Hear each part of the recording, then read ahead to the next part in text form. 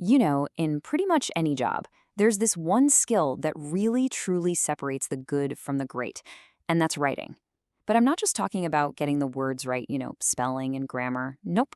I'm talking about the real magic, turning a perfectly fine draft into a document that actually gets stuff done.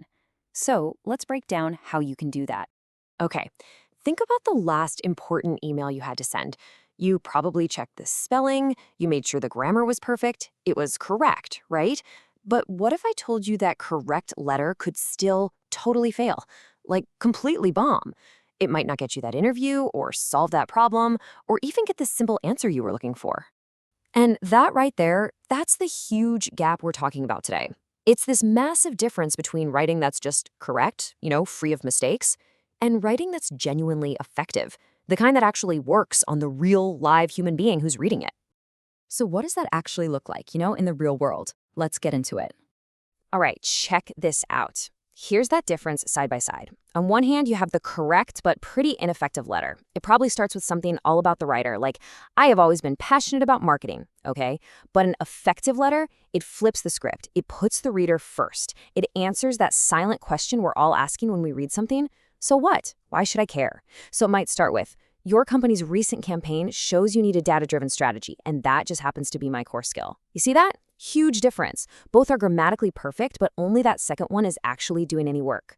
And this gets us to a really core idea, a fundamental truth, really. Nobody, and I mean nobody, writes an effective letter on the first try. It just doesn't happen. The magic isn't about being a genius and writing a perfect first draft. Not at all. It's all about the quality of your revision. That is where the real work, the real transformation happens. Okay, so if we're going to revise effectively, we can't just wing it. We need a framework, a game plan. And it really boils down to 4 key things, 4 pillars that you have to juggle all at the same time to create writing that actually connects. Yeah, think of it like a table with 4 legs. You've got format, that's the structure. Then there's tone, that's the vibe or the feeling. You've got purpose, what are you trying to achieve? And finally, audience, who are you actually talking to? Now, if any one of those legs is weak, what happens? The whole table wobbles, right? You can have a perfectly formatted letter, but if the tone is all wrong for your audience, it's just going to fall flat. You've got to nail all 4. And let's just zoom in on that last one for a second. Audience, because honestly, it's usually the hardest one to get right. We call this audience alignment. And it just means you have to stop writing for yourself and start writing for them. Ask yourself, what do they already know? What information do they actually need from me? What's their job? When you calibrate your writing to their world, that's when you start getting responses. Okay, so we know we need to keep those 4 pillars in mind when we revise. But, how do we actually do it? Well, this is where we build what I like to call a revision engine. It's a step-by-step process that literally turns a messy, rough draft into a polished, effective final document. This engine has 4 main stages, and they're pretty straightforward. First, just write the draft. Seriously, just get the ideas out of your head and onto the page. Second, get some outside eyes on it, peer review.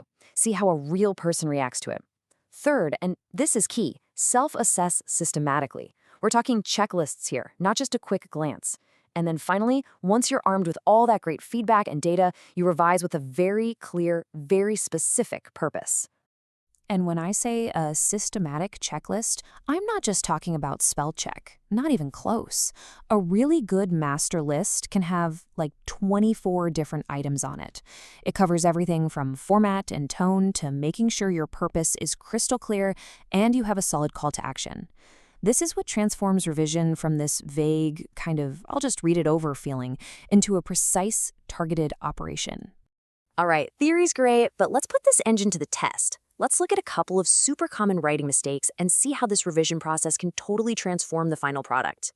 Okay, here are some classics. I bet you've seen these. In an application letter, the big pitfall is being way too focused on yourself. It just makes the reader do all the work. And in a complaint letter, oh man, letting emotion take over. That just makes the other person immediately get defensive.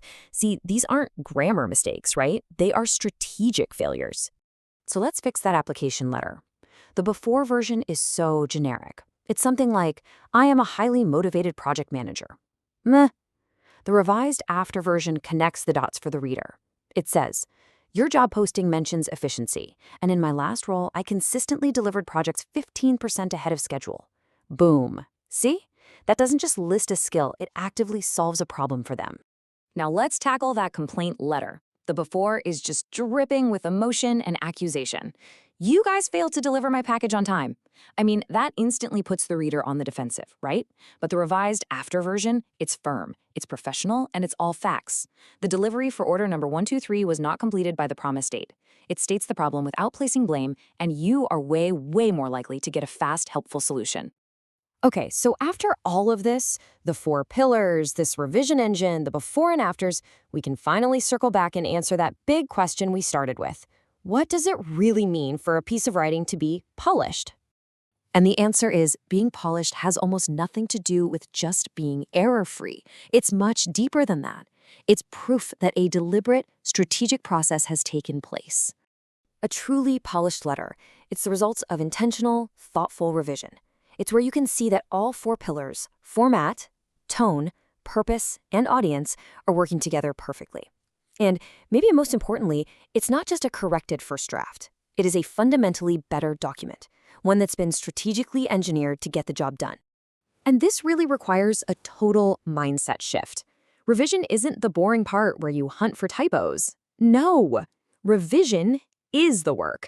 It's the strategic process where you transform perfectly correct words into genuinely effective communication. That's it. That's where the true power of your writing is finally unlocked. So I'm going to leave you with this one thought. Your very next important email, the one you're probably going to write today, don't just ask yourself, is this correct? Instead, ask, what can I revise right now to make this truly effective? Because that one little shift in thinking, well, it can change absolutely everything.